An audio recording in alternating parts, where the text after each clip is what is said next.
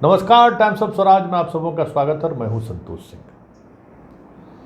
और आज हम टाइम्स ऑफ स्वराज में बात कर रहे हैं राहुल की उस शैली की जिस शैली से वाकई में बीजेपी और संघ परेशान है। कल ही हमने आपको खबर दिखाई थी और देर रात हमने आपको खबर दिखाई थी कि संघ और बीजेपी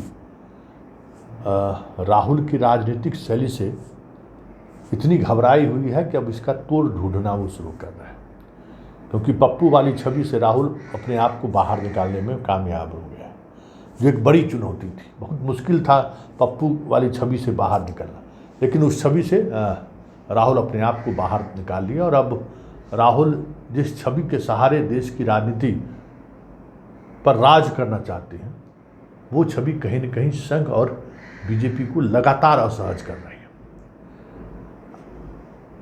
मोटरसाइकिल गैरेज में पहुंच जाना, इस देश में लाखों उस गैरेज में काम करने वाले लोगों का वोटर है। देखिए राहुल जो कर रहा है ना, ज़रा उसको समझिए, तब आप समझिएगा कि आज स्टेशन पर पहुंचकर कुली के बीच वो क्यों खड़ा हो गया। कि राहुल तमाम ऐसे सेक्टर पर निशाना साध रहा है जो सेक्टर रोजगार से जुड़ा हुआ सेक्टर है, वो सेक्टर जो महंगाई का मार झेल रहा है, वो सेक्टर जो असंगठित मजदूरों का संगठन है, वो सेक्टर जिनकी आमदनी रोजाना घटती बढ़ती रहती है। ऐसे सेक्टर जो बड़ी संख्या में इस देश में, बड़ी आबादी है इस देश में, जो जात धर्म और मजहब से ऊपर की आबादी है। हर जाति के लोग आपको मिस्त्री मिल जाएंगे, सिर्फ मुसलमान ही नहीं है, सब जाति धर्म के लोग अब आपको गैरेज में मिस्त्री मिल जाएगा। हर जाति धर्म के लोग सब्जी बेचने का काम कर रहे हैं। अब तुरहा ही सिर्फ सब्जी नहीं बेचता है, हर जाति धर्म के लोग किसान हैं, हर जाति के लोग धर्म के लोग अलग अलग तरीके के छोटे छोटे रोजगार में लगे हुए हैं, चाट बेचने में लगे हुए हैं। हर जाति के स्टूडेंट परीक्षा की तैयारी कर रहे हैं, हर जाति के लोग रेडी चलाने का काम कर रहे हैं, सब्जी बेचने का काम कर रहे हैं। कुली भी बिहार में पासवान की संख्या ज़्यादा है, लेकिन अदर राज्यों में बहुत सारी जाति ऐसी जाति हैं जो दलित और पिछड़ी जाति मानी जाती है, जिसका कोई संगठित वोट बैंक की तरह नहीं है, लेकिन बड़ा वोट बैंक है ये। अगर सिर्फ इनको अगर राहुल साधने में कामयाब हो गया तो समझिए कि कांग्रेस का बेला पार। अब ड्राइवर, ट्रक ड्राइवर, हर जाति के लोग ड्राइवर है, हर धर्म के लोग ट्रक ड्राइवर है, कंडक्टर खलासी से लेकर सब कोई हर जाति का है। वो एक अलग वर्ग है जिस वर्ग के सहारे चिन्हित करने का काम पहले कभी नहीं हुआ, जिस तरीके से राहुल कर रहा है। और ये सारे वर्ग ऐसे हैं जो रोजाना पैसा कमाते हैं, रोजाना घर पैसा कमा कर आते जाते हैं, और उनको इस महंगाई के मार किस तरीके से झेलना पड़ रहा है, हमें आपको वो महसूस नहीं हुआ, क्योंकि राहुल ने समझ लिया है कि मिडिल क्लास जिस तरीके से धर्म के नाम पर, जिस तरीके से हिंदू मुसलमान के नाम पर, भारत पाकिस्तान के नाम पर, अब भारत और कनाडा के नाम पर बट गया है, ऐसे में कुछ बेहतर नहीं किया जा सकता है, उनसे कुछ बदलाव की उम्मीद नहीं की जा सकती है। वो एक खास माइंड सेट में इस तरीके से उलझ गया है कि वो सब कुछ लुटाने को तैयार है। पहले 2 रुपये पेट्रोल का दाम भर जाता था तो लोग सड़क पर उतर आते थे, बड़ी बड़ी बातें करते थे। प्याज का दाम बढ़ा तो सरकारें गिर गई, लेकिन 2014 के बाद दाम आसमान छू गया। क्या क्या नहीं हुआ, घर में जो नोट रखा था वो नोट वापस करना पड़ा, कितनी तकलीफ़ें झेलनी पड़ी, फिर भी जीएसटी कानून में देखिए सारा व्यापारी लोग तबाह है। लाल फीताशाही की वजह से कहा कि फीताशाही ख़त्म होगा, इतना ख़त्म हुआ कि और बढ़ ही गया, सब लोग परेशान हैं। व्यापारी वर्ग तब जो बीजेपी के सबसे बड़ा कोर वोटर है, वो सरकार की इस नीति के कारण परेशान है, लेकिन कुछ नहीं, कोई देखने वाला नहीं, क्योंकि वो उनके आंखों के सामने में एक अलग तरीके का पर्दा लगा हुआ। इस बात को राहुल समझ रहा है और ये समझ गया है कि इनके पीछे समय देने से कोई फ़ायदा नहीं है। वो एक ख़ास माइंडसेट से चीज़ों को देख रहे हैं और बड़े बदलाव की उम्मीद भी नहीं की जा सकती है। तो फिर बदलाव की बात कहाँ से शुरू हो? तो ये सारे सेक्टर ऐसे ही सेक्टर है जहाँ से बदलाव की बात की जा सकती है। अब कुली को देखिए, आज कूली के बीच राहुल गए। कूली एक ऐसा वर्ग है जो रोज कमाता है और रोज खाता है। महंगाई का मार सबसे ज़्यादा अगर कोई झेल रहा है तो वो कूली वर्ग है। ऐसा नहीं कि 100 रुपया सामान उठाने में पहले उसको मिलता था तो आज 300 रुपया मिल रहा है, नहीं मिल रहा है। आज 100 का 100 रुपया उनका अपने जगह पर है। 100 से 125 रुपये भले कोई उदार दिल वाला मिल जाए तो दे दे उसे, लेकिन महंगाई जो पहले 100 रुपया में पूरे परिवार के लिए लोग सब्जी लेकर चला आता था, आज सब्जी तो दूर, किसी तरीके से आलू प्याज लेने की स्थिति में है। हरी सब्जी इन लोगों के खाने से ख़त्म हो चुका है। दाल इनके थाली से ख़त्म हो चुका है। प्याज की बात तो कभी कभी सोचिए, मतलब इनकी थाली सूनी हो गई है। हरी सब्जियां गायब हो गई, दाल गायब हो गया। धीरे धीरे एक एक चीज़ करते करते आज रोटी नमक पर ये लोग पहुँच गए। किसी तरीके से किसी दिन दाल खा ले रहे हैं।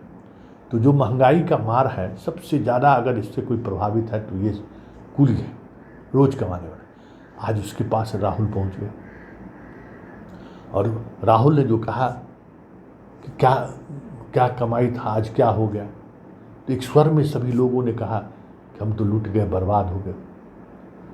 तो ये राहुल की शैली है और इसी शैली से संघ घबराई हुई है, बीजेपी घबराई हुई है। क्योंकि देखिए, अब कूली समझ जाइए कि कितना बड़ी आबादी होगी कूली की और उसके परिवार को जोड़ दी, कितना बड़ा वोट बैंक होगा।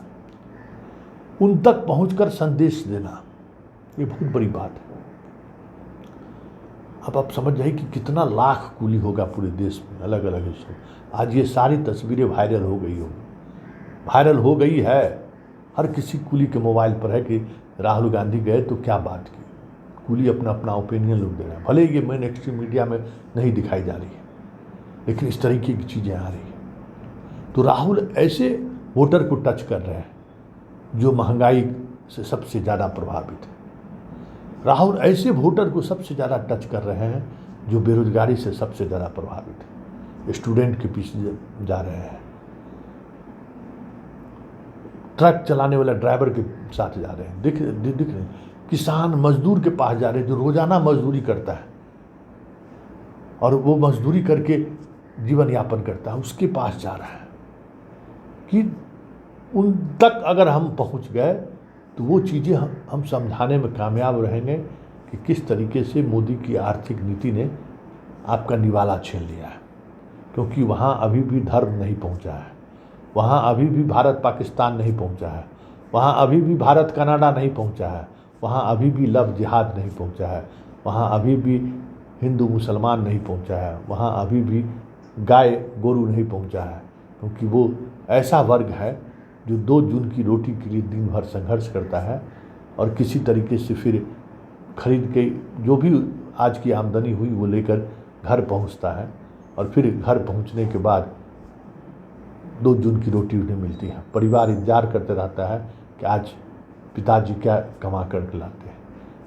ऐसे तबकों के बीच राहुल जा रहे हैं और यही वजह है कि राहुल को लेकर बीजेपी और संघ के अंदर दोनों तरफ घबराई हुई है।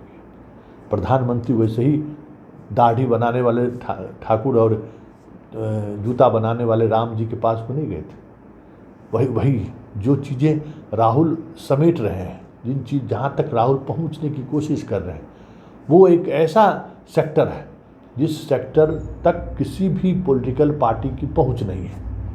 ये भी हम कह सकते हैं, किसी पॉलिटिकल पार्टी की पहुँच नहीं है, वो असंगठित है चीज़ों को कहे तो, लेकिन बड़ा वोट बैंक है और वो एक ऐसा वोट बैंक है जो कहते हैं कि फ्लोटिंग वोट, और यही चुनाव जिताता है और हराता है। क्योंकि हर वोट पार्टी की अपनी मतलब एक तय है कितना % वोट उसका अपना है, लेकिन ऐसा 10 से 20% वोटर इस देश में है जो हर चुनाव में मुद्दों के आधार पर वोट करता है। बहुत कम ऐसे वोटर हैं लेकिन मुद्दों के आधार पर 15 से 20% वोटर वोट करते हैं। तो वो जो मुद्दों के आधार पर जो वोट करने वाले वोटर हैं वो इसी तरीके के असंगठित क्षेत्रों में काम करने वाले लोग जो हैं वो वोटर हैं। वो महंगाई का मार झेलते हैं, वो सरकार की आर्थिक नीति का मार झेलते हैं, सबसे ज़्यादा यही लोग जोड़ते हैं। इसलिए इन लोगों का ओपिनियन चुनाव के लिए बहुत मायने रखता है। तो राहुल उन्हीं वर्गों पर निशाना साध रहा है जिन वर्गों पर सबसे ज़्यादा सरकार की नीति का असर पड़ा है। अब इसका कितना असर 2024 के इलेक्शन में पड़ेगा ये कहना मुश्किल है, लेकिन राहुल ने ऐसे तमाम असंगठित वर्ग पर अपनी पकड़ मजबूत करने की कोशिश की है जो किसी भी पॉलिटिकल पार्टी के एजेंडे में नहीं रहा है। एजेंडा या तो जात है या नहीं तो धर्म है। वहाँ हम जनता के बीच या तो जात के मुद्दे पर जा रहे हैं या धर्म के मुद्दे पर जा रहे हैं, लेकिन राहुल ने ये बदलने की कोशिश की है कि हम बुनियादी सवालों के मुद्दा पर जाएंगे, हम रोजगार के मुद्दों पर जाएंगे, हम नौकरी के मुद्दों पर जाएंगे, हम महंगाई के मुद्दों पर जाएंगे, हम सामाजिक सुरक्षा के मुद्दों पर जाएंगे, जो बुनियादी सवाल है। जिन सवालों पर चर्चा करने के लिए पॉलिटिकल पार्टी अक्सर बसती रहती है। तो राहुल की ये शैली कहीं न कहीं, जो हम बार बार कह रहे हैं कि कल की बैठक में संघ और बीजेपी सबसे ज़्यादा जो चिंतित थे राहुल की इसी शैली की, क्योंकि इस शैली के सहारे राहुल जिस वोट बैंक को वो जोड़ रहे हैं वो वोट बैंक ऐसा है कि अगर कांग्रेस के साथ वापस आ गया तो कांग्रेस अकेले दम पर इस प्रदेश में नहीं, इस देश में सरकार बना सकती है।